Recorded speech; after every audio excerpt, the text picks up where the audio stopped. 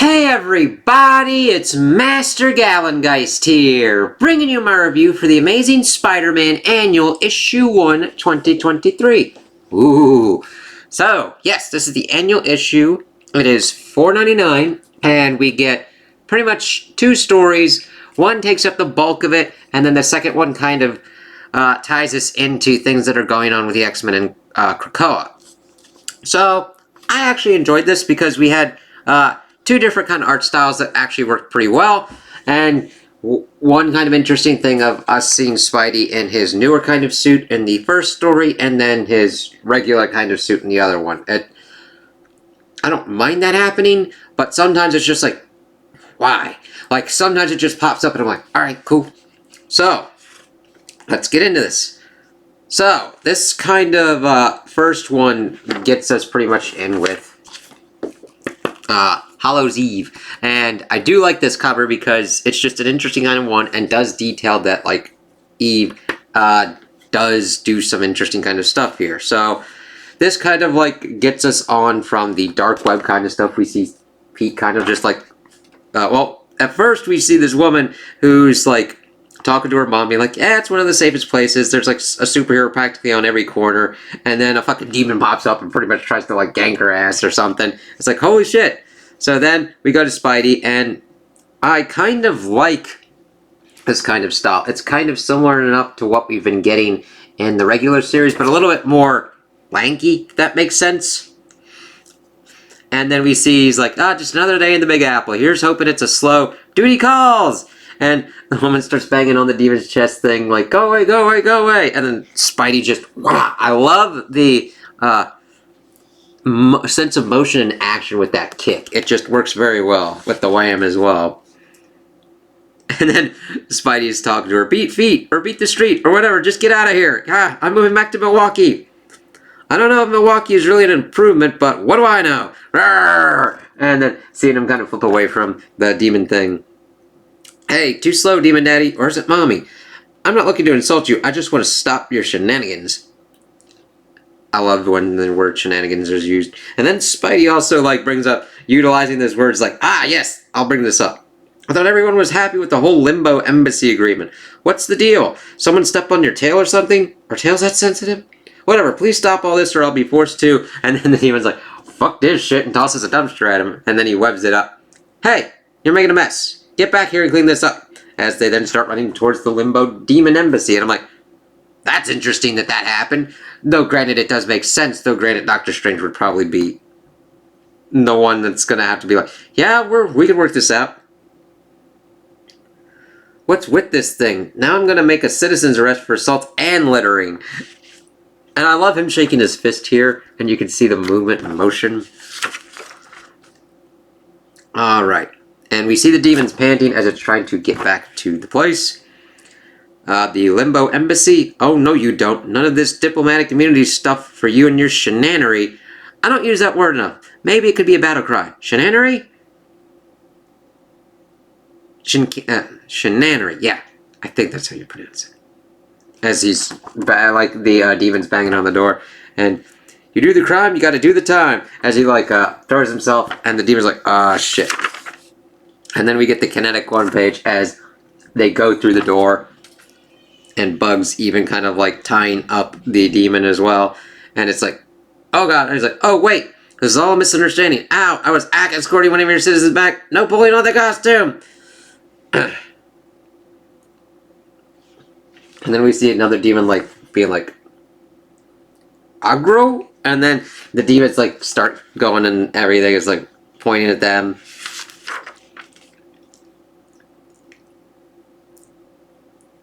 Huh? Who's there? And we see that we are with Chasm. Or, well, Ben.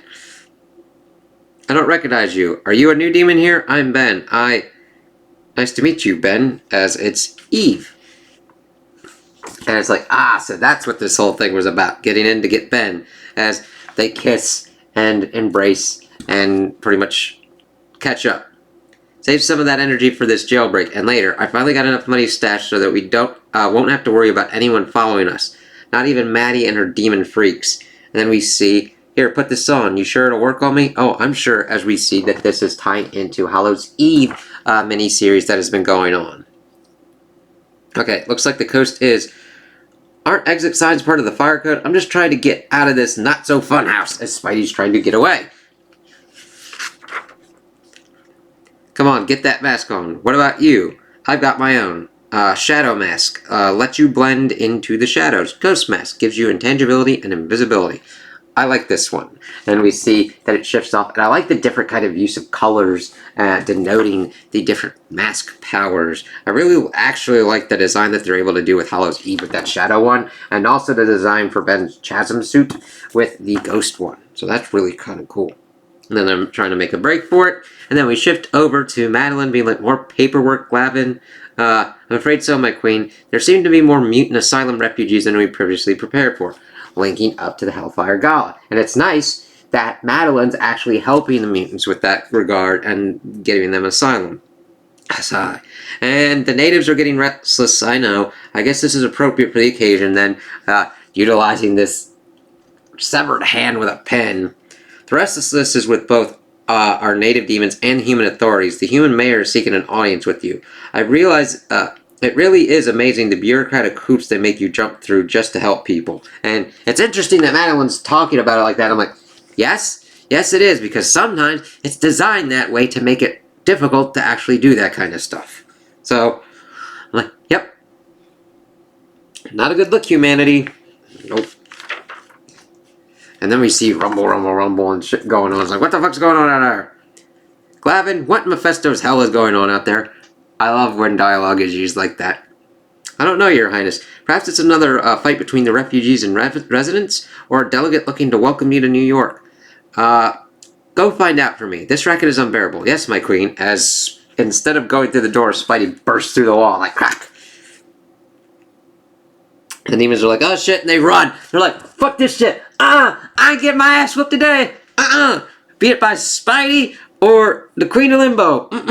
Enough of this. And she gets her staff and cracks it on the ground. And the eye's like, whoop. And Spidey's like, that was unexpected. Whoa! Be still, Spider-Man. And I love how his eyes change up. He's like, what the fuck? She's like, now what are you doing here, Spider-Man? Funny story, really. So I was minding my own business. Just swinging through the concrete jungle I call home when... Expedite this story, will you? It's like, yeah. A demon was harassing a woman on the street and I followed it here. What was this demon's name? I didn't really catch their name when they were throwing trash at me. It's like, yes. Alright. Shows you then pops the bubble. That was keeping Spider-Man. Spider-Man, I'm extremely busy. I do not have time for your shenanery. Hey, that's my word. So I'll make this easy for you. I love him being like, and his eyes and everything. All those that do not belong, be gone. We're almost there, babe. Put everything and everyone in their place. And I love that because one is like underlined, and then we, well, not underlined, but emphasize. Just a little further. What the? No, Ben, Janine, as the tentacles grab Ben and rip his mask off, and he gets thrown back. She's able to still pick up the mask, trying to get him to take her hand, but she gets thwacked away as they're calling to each other to come back. But then she gets grabbed by her own pair of tentacles, which really showcase how strong the tentacles are, how they grip her. She gets tossed out first, saying that she thinks that she broke her ass. And Spidey's like, watch the hands, as he accidentally lands on her. Saying to get the hell off her. You're no picnic either, lady. You ruined everything. You always do that, Peter. Oh, Ben, why can't we just be left alone? Is that so wrong? Why can't we be happy? Janine, I'm sorry. I'm sorry about Ben, about all of it. But you both can't keep doing this. It's like, yeah. Especially, like, if you were reading this without complete context of what was going on, now granted, I don't have complete context of what was going on in Dark Web, but I'm like, yeah, he summoned demon hordes and shit and tried to take over Limbo and tried to take Peter's soul. If you wanted to go away and do your own kind of stuff, that's different. This was trying to do all this other shit and do a demon invasion. Ben made a huge mistake and he's got to pay for it. See Dark Web. Yes, exactly. I mean, you should be in prison now too. Maybe it's just not in the cards for you two. How many times have you fought for Mary Jane, huh? MJ and I, we're not. It's beside the point, Peter. I'll find a way to get Ben back. No, you will not. Not until he has finished his sentence. Until then, he remains here. Count your blessings, Janine Godby. You could be locked up here, too. Do it. Lock me up, Maddie. I'll gladly be in hell so long as Ben and I can be together. This is not hell. I wish people would understand the difference. Which, exactly, they could say that she's being kind of just an asshole about terminology, but no, limbo is different than hell. I sympathize with you, Janine, but you have both violated my trust and my sovereign lands. And I'm like, yeah, from anything that I'd seen, Madeline Pryor definitely has that. That will not happen again. And then she cracks the staff, and then weird shit goes around both Janine and Spidey, which is like, alright, what the hell's going on there? Do not come here again. It's like, why the hell did she do it to Spidey? Of course, Spidey then is trying to like talk to her, and I love how he looks in the art style. It's like he just looks downtrodden. He's like trying to say something. Save it, Peter. Don't ever speak to me or Ben again. Wait, Janine, come on. And then she puts the ghost one on, and I like her look with it as she disappears away. So I'm sorry to both of you, and that's how Spidey usually is, and that's the end of that one. So I like that one because we got set up. We understand what's going on. It was Janine's attempts to break Ben out, and it almost succeeds, but of course, Spidey got involved with it, and we get the understanding of how Madeline is trying to help out the mutants, and then also stop the attempt, and pretty much also set it up so that way neither of them are welcome again. We'll have to see how that kind of pans out, because she might need Pete's help at some point in the future. But I like the art style. I like the effective use of action and everything, and tying everything together into what we have seen from Dark Web, and just kind of giving us a kind of epilogue and seeing where Spidey is in connection with all this. So then we shift over to Mary Jane's aunt's party, and we're in Forest Hill, Queens. We see a couple of the party guests talking. Aunt May's here as well. Someone trying to guess the age. Is there a prize if we get it right? Pete. I like the use of color and how the like lines are drawn in this, especially when it gets into the kind of the action. But we see that like Happy Earth Day, Hannah. It was a small misunderstanding at the bakery. Haven't seen you laughing like this in a while. Peter's pain is really my gain. Hey, this is an easy fix. As he tries to change it to Happy Beer. Sorry about that. Happy Beer Day. Let me see. To the aunt. Well, it's not worse, or better. Maybe it is worse. I'll go get another one. And then explaining that Peter's got to go to the bakery, so it's going to be a while for the cake. Oh, darn. We're just going to have to keep the party going longer. Yep. Anna. Who is the party animal, and what is she... who is this party animal, and what has she done with my Aunt Anna? It's those Krakoan pills, my darling girl. These days I feel like a completely new woman, thanks to you. But then the embracing hug turns crazy as she tries to pretty much rip MJ's head off and starts chucking people around. It's like, ah shit, because the Krakoan meds were fucked with by Orcus, and it's like, ah shit. And then Paul's seeing if she's okay, and then she fucking old ass Annie cracks, old ass auntie cracks like one of these people and fucking just takes out their fucking dentures too. It's like, god damn. She's not to be fucked with. And it's me, Paul. And this is your niece, MJ. We don't want to hurt you. Or maybe just I don't want to hurt you. Calm it. As she's going with the chair. It's like, god damn. Clam it, Paul. It's not. It's like she doesn't even recognize us. What happened? Did something set her off? There have been these rumors of people getting acting out violently because of the mutant drugs. I thought it was impossible, but I don't know what to believe now. See the Hellfire Gala. I'm telling you, stuff went down. It's like, yeah, and she's pretty much using the chair to pretty much keep her aunt from going cracked up crazy. Anna, whatever this is, we can help you. Just talk to us. And she then rips the chair legs off, grabs Aunt May, and tries to thunder toss her into a pile of knives in the frickin' washing machine. Dishwasher. Washing machine. Why the fuck did I go washing machine?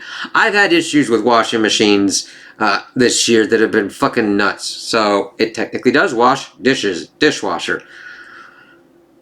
But we get some thwippage going on, and Spidey saves Aunt May in his normal one, not the one that we're used to. Do I mind? Not really. I mean, if it's like dirty or kind of screwed up or whatnot, I'm fine with it. And if somebody wants to go with the classic one, actually I accept that. Especially if you're an artist and you're doing an annual or a weird one that's just like, it doesn't mess with the continuity of what's going on, and it's just a story. It's like, hey, classic Spidey, I'm alright with that. So it's like, I heard the party from down the street, thought I'd swing on by. You've got to get everyone to safety. What about you? I'm an actress, Paul. I'll improvise. I'm against poaching. I'm against punching older ladies as a general rule. But is it okay if they're possessed and trying to murder you? As he then gets cracked by her. It's like, whoa! I'll take that as yes. I'm like, yeah. If she's going like all completely out, and her just menacingly standing over Peter, it's like, goddamn. Hey, Aunt Anna, I bet you worked up quite the appetite. Care for a piece of cake? As MJ just shoves cake in her face. Now, at first you would think, that's kind of stupid. It actually isn't. As she then cracks MJ into the wall, and we see this Spidey's like, hey, cake face, over here, as he tosses a pebble at her, and then whips at her, but she fucking dodges it, and fucking does a thunder bicycle kick to his ass. It's like, god damn, that's like some sick ass shit, and like the art just fucking sells it. It's like, this is crazy, and Pete's like, oh boy, wham! I think that's called a bicycle kick. Something like that, or like a wheel kick.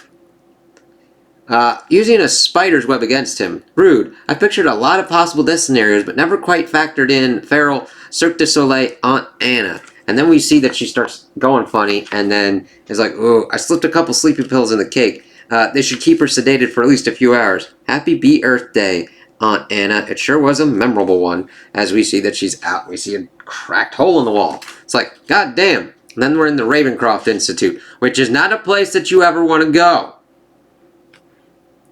It's been quite a madhouse in here lately. Poor choice of words. You wouldn't believe how many of these new patients had the same story as your aunt. Taking watercolor classes 1 second, going on killing sprees the next. Would you happen to know how many of them were taking Krakoan pharmaceuticals? We're not allowed to divulge that sort of information. And I was like, yeah, you really can't.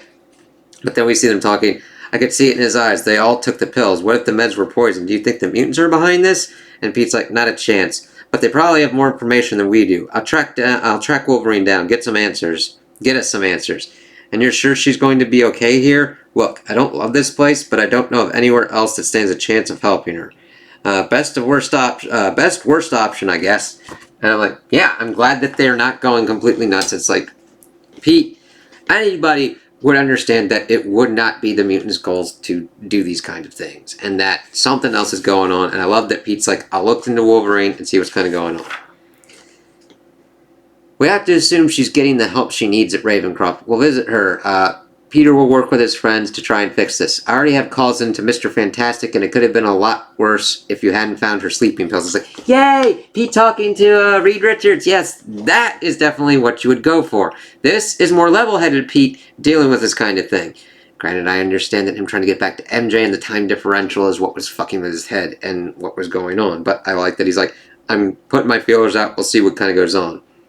They weren't on Aunt Anna's pills. They were mine. Paul and I have been staying with Aunt Anna ever since. There are just too many memories back home. Look, Aunt Anna is going to be okay. And that's me saying it because I believe it. The three of us are going to figure this out.